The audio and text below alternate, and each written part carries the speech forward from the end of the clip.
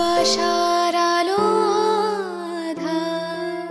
ডেঙ্গুতে শকে চলে গিয়েছে মনে হয়। আরে আমিও তো শকের মধ্যে আছি, শকের মধ্যে। তোমরা যে কে কি করতে পারো সেটা আমার খুব ভালো করে জানা আছে। আমি জানি আমার জার্মানি যাওয়া হবে না, কিন্তু আমি মাকেও বুঝিয়ে দিব এটাই তার শেষ কথা না। আপনাকে অসংখ্য ধন্যবাদ। ধন্যবাদ দিতে হলে আপনাকেই দেওয়া উচিত। আপনি সময় মতো রক্ত না দিলে তো বিপদ ঘটতে পারতো। বাই দ্য ওয়ে নন্দিনী, মামির রক্ত নাকি পাওয়া যাচ্ছিল না? জি, ও নেগেটিভ রক্ত তো। ওহো, সো টাফ। তা পরে কোথায় রক্ত পেলে, মানে কার কাছ থেকে পাওয়া গেল? অপূর্ব স্যারের পরিচিত একজন এসে রক্ত দিয়ে গেছেন। সব কিছু যদি অপূর্বই করে, মাহিনটা কোথায় গেছে, কি করছে? অদ্ভুত তো। সত্যি অপূর্ব থাকাই রক্ষা তোমার। অপূর্ব পাশে থাকলে তোমার আর কোনো চিন্তা নেই। মাহিন নেই, খুব ভালো। মাহিনের থাকার দরকারও নেই। আমিও চাই এই বিরক্তিকর হাসপাতালে থাকার চাইতে মাহিনের খোঁজ নেওয়া অনেক জরুরি।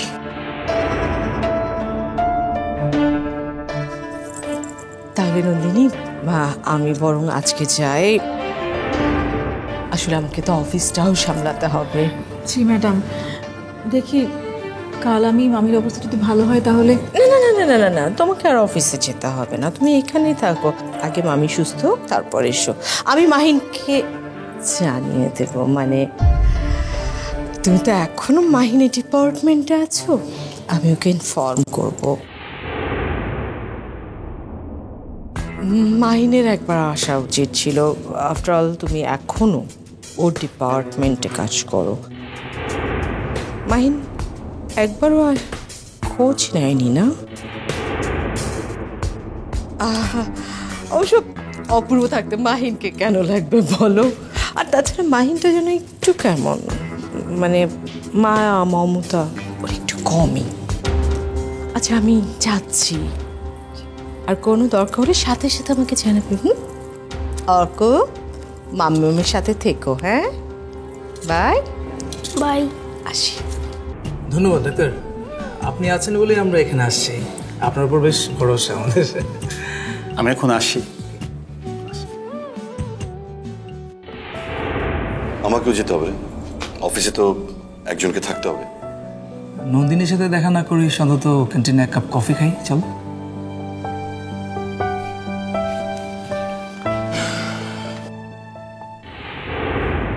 হ্যালো, হ্যাঁ হ্যাঁ আমি শুনতে পাচ্ছি, বলো।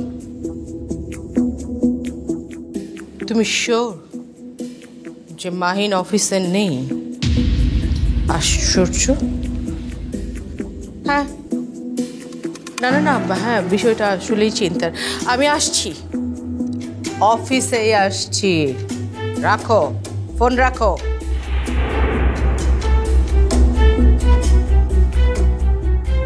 কোথায় গেল মাহিন?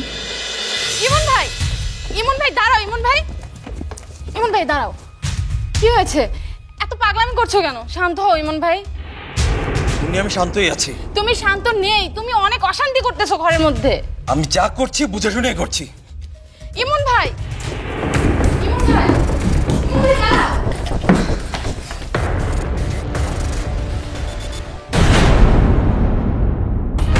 স্মরণের ছয় তোমার উপমায় বদলে দিলে যে স্যান্ডেলিনা সো, রূপচর্চায় আভিজাত্য।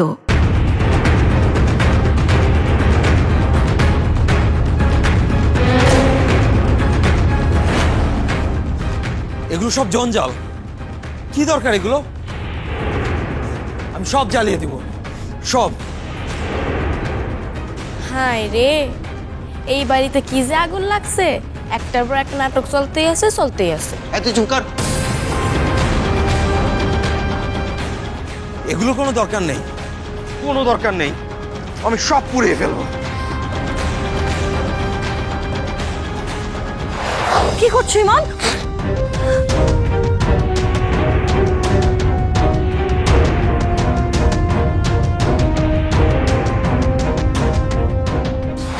করছি আমি ঠিক করছি, এসব জঞ্জাল আমি পুড়িয়ে দিচ্ছি।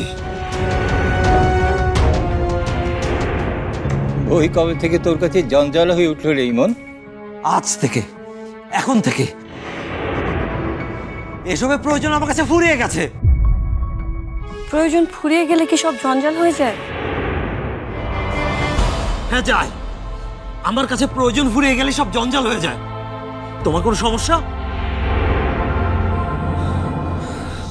ইমন, তুমি যা করছো রাগের মাথায় করছো। আমি একটা শাহিন যা বলেছে সে অনুযায়ী তুমি খুবই ঠান্ডা মাথার শান্ত একটা মানুষ, লেখাপড়ায় অনেক ভালো, স্টুডিয়াস। শুনেছ, ভালো করেছো।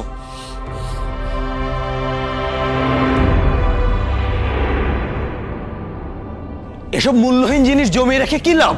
ইমন, ইমন মাথা ঠান্ডা কর, পাগলামি করিস না। ও তো ভুল কিছু করছে না শাহিন, ও আম্মার অন্যায়ের প্রতিবাদ করছে।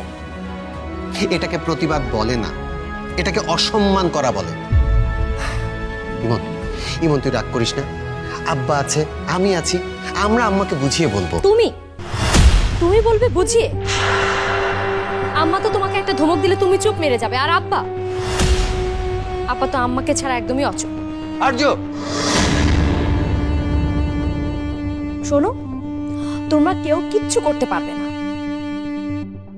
যা করার ইমনকেই করতে হবে, কারণ এই বাড়িটা চলে একজনের কথায়।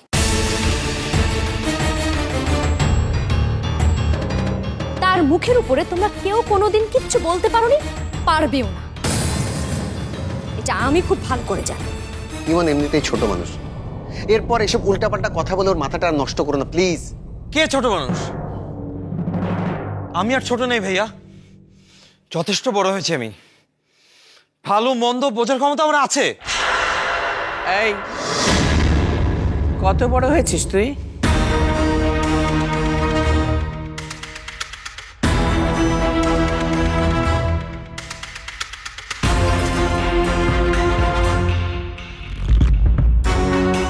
তুই বিদেশে যাচ্ছিস না,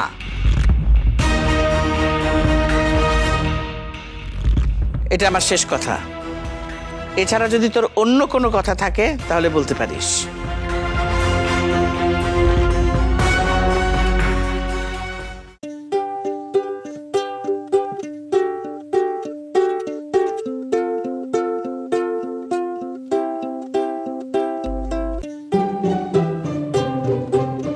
নানমণি এখন ঘুমোচ্ছে, এখন কিছু খাবি চল।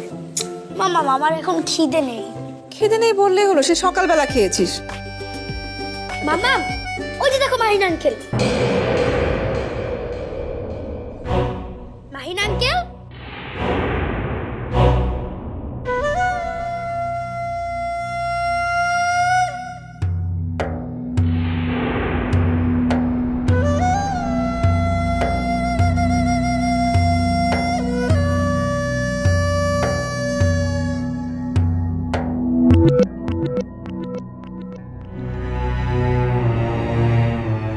আপনি এখানে কেন এসেছেন?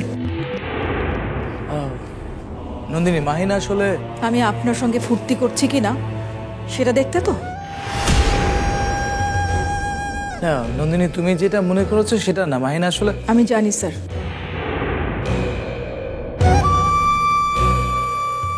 উনি কেন এখানে এসেছেন আমি উনার মুখ থেকে শুনতে চাই। বলুন, আপনি কেন এখানে এসেছেন?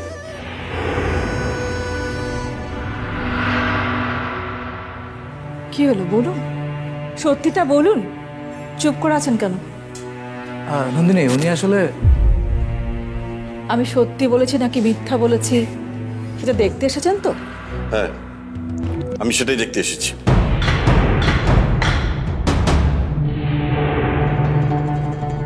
আমার ডিপার্টমেন্টের কে কোথায় কি করছে সেটা আমার জানা দরকার।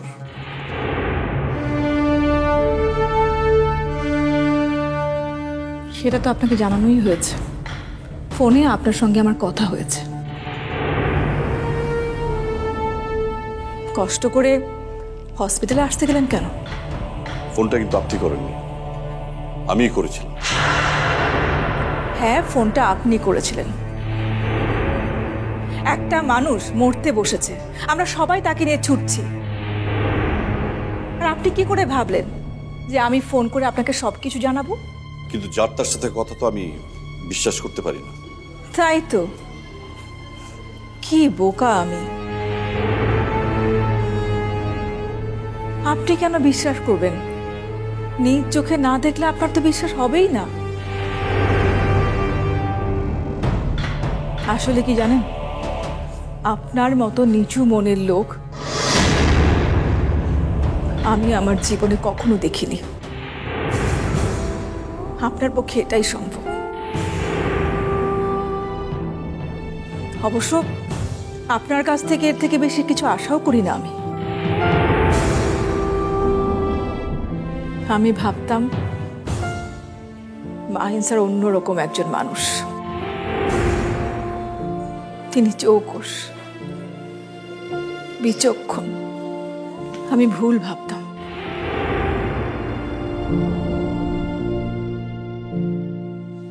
আপনি আসলে একটা স্বার্থপর, নোংরা মনের মানুষ। আপনি, আপনার মনে হিংসা ছাড়া কিছুই নেই। আপনি মানুষকে ভালোবাসা তো দূরের কথা, বিশ্বাস করতেই জানেন না।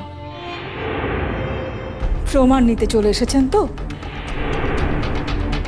স্মরণের ছয় তোমার উপমায় বদলে দিলে যে স্যান্ডেলিনা সো, রূপচর্চায় আভিজাত্য। প্রমাণ নেবেন তো আমার মামি সত্যি অসুস্থ কিনা? চলুন আপনাকে প্রমাণ দেখাই। তিনি কোথায় কিভাবে আছে, চলুন। বাস, অনেক বলেছি। আমার যেটা জানা দরকার আমি জেনে গেছি। নষ্ট করার মতো বাড়তি সময় আমার হাতে নেই। আপনি অর্ক, চল। মাহিন আঙ্কেল,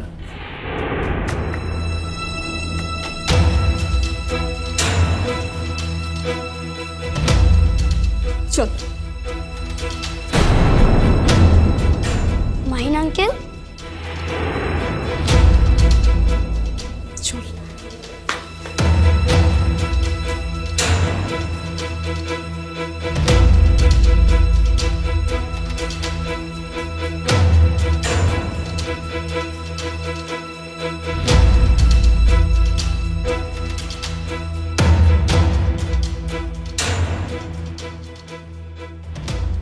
মানে কি কি শুরু করেছিস তোরা দুজন? চল, নন্দিনীকে সবকিছু খুলে বলি। চল। না, তুই কখনোই নন্দিনীকে কিছু বলবি না বল। আমি চাই নন্দিনী আমাকে ঘৃণা করুক, কারণ আমি নন্দিনীকে ঘৃণা করি। আমি চাই আমাদের সম্পর্কটা হোক ঘৃণার সম্পর্ক। তুই বলতে চাস নন্দিনীকে তুই ঘৃণা করিস? হ্যাঁ, সবার থেকে বেশি। বল বল, কি বলতে চাস তুই?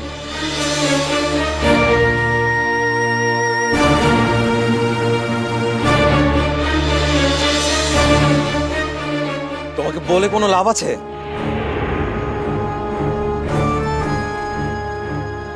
আজ পর্যন্ত তুমি কারো কোনো কথা শুনেছো না মেনেছো?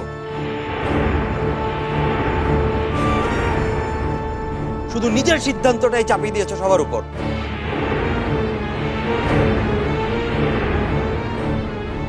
তুমি ভাবো তুমি যেটা করছো, যেটা বলছো সেটাই ঠিক, আর বাকি সব ভুল। ঠিক ভুল জানি না, যা করলে সবার ভালো হয়, এই বাড়ির ভালো হয়, আমি সেটাই করেছি আর ভবিষ্যতে তাই করব। আমি বলেছি তুই বিদেশ যাবি না, বাস যাবি না।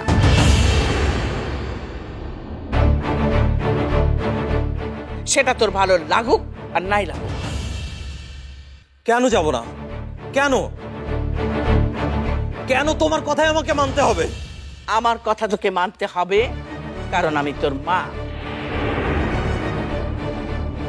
আর আমার কথা কোনোদিন কেউ অমান্য করেনি।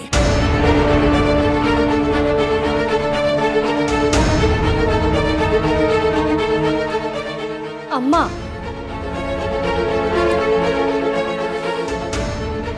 আম্মা আপনি কেন এত রাগারাগি করছেন?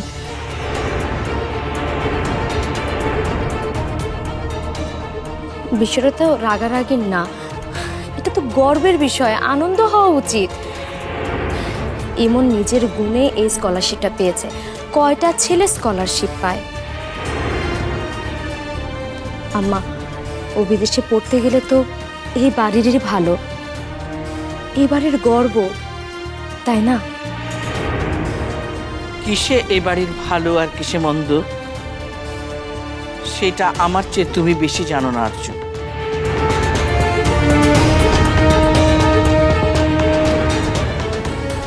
সেটা হয়তো জানি না আম্মা, কিন্তু বিদেশে ভালো জায়গায় পড়তে যাওয়া যে সবারই স্বপ্ন থাকে সেটা জানি। আর ইমন সেই স্বপ্নটাই সত্যি করে এনেছে। ও তো ভুল কিছু করেনি আম্মা।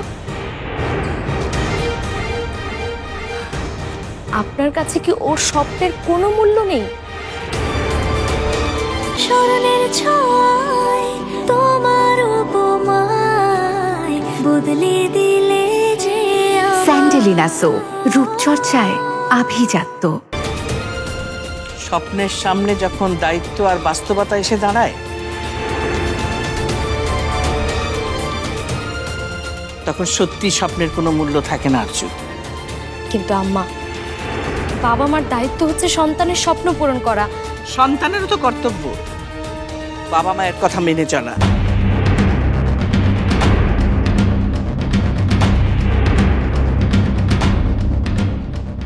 বাবা মায়েরা যেমন ছেলে মেয়েদের স্বপ্ন পূরণ করে, একসময় ছেলে মেয়েদেরও সেই দায়িত্ব নিতে হয়। তার জন্য যদি নিজের স্বপ্ন জলাঞ্জলি দিতে হয় তো দেবে।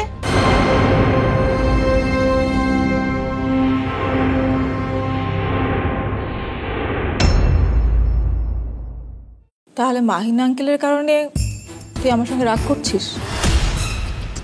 মামা মেয়ের থেকে মাহিন আঙ্কেল বড় হয়ে গেল? আমি তো সেটা বলিনি। বকা দিলে সবাই মন খারাপ করে।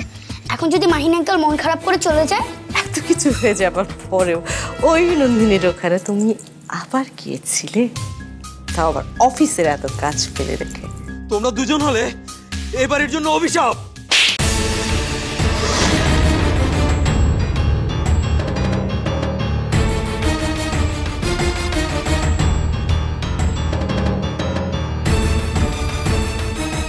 আমরা যদি অভিশাপী হই, তাহলে তুই এই পরিবারটাকে রক্ষা কর।